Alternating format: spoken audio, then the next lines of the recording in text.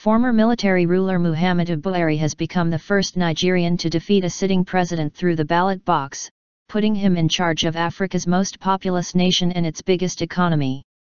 Al Jazeera's Yvonne Ndege, reporting from the capital Abuja, said Buhari was declared the winner after he gained 2.7 million more votes than his rival, incumbent President Goodluck Jonathan. Our correspondent said that Buhari managed to secure more than 25% of votes in 24 states, ruling out a runoff vote.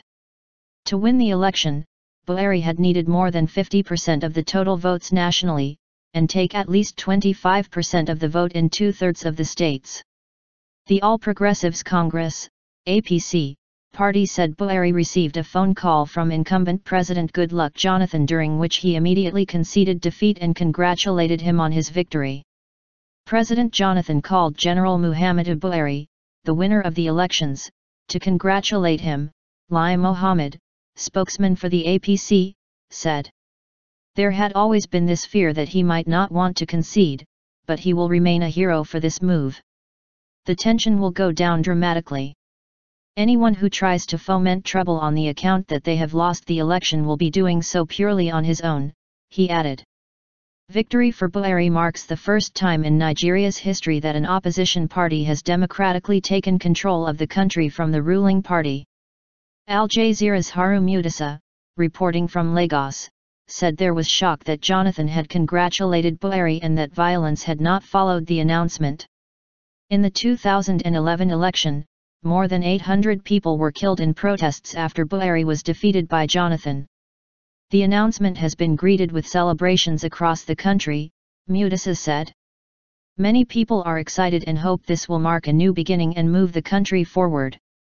Hundreds of Buhari's supporters gathered to celebrate outside his home in Abuja, with some brandishing brooms to symbolize his promise to clean up corruption. His supporters told Al Jazeera that the vote was free, fair, and without irregularities as the country ushered in a new era. We don't have roads, electricity, and the youth are looking for jobs, one supporter said. The people wanted change and change has now come.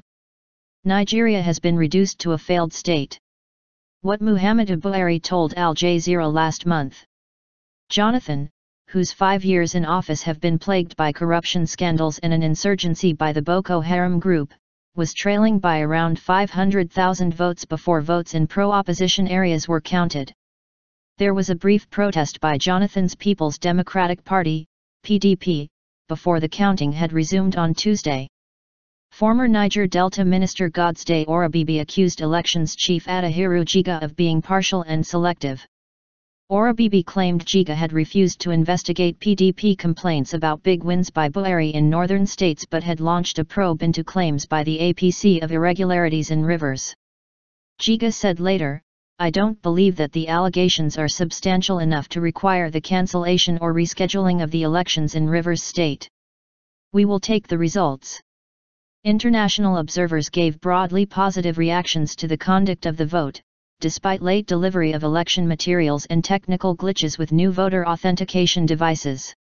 Nigeria's Transition Monitoring Group, which had observers across the country, said, these issues did not systematically disadvantage any candidate or party.